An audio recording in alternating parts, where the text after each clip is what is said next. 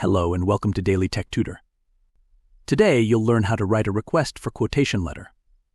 This letter is a formal document sent by a business or individual to a supplier requesting detailed pricing and terms for specific products or services. It helps you gather competitive quotes to make informed purchasing decisions.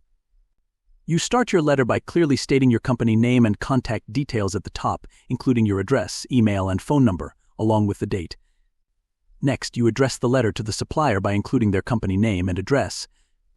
Be sure to add a clear subject line specifying the product or service you want a quotation for. Finally, begin your letter with a polite greeting to the supplier by name. After that, write, "We are interested in procuring. Briefly describe the product service for our upcoming project and would appreciate it if you could provide us with a detailed quotation including pricing, delivery schedule, and terms of payment. Please ensure the quotation covers specifications, warranty, and any applicable discounts. Kindly send your quotation by specific deadline date as we plan to finalize our supplier selection soon. Should you need any further information or clarification, feel free to contact me at your phone number or your email address. We look forward to your prompt and competitive response. Sincerely, your full name, your position." Here's our sample request for quotation letter.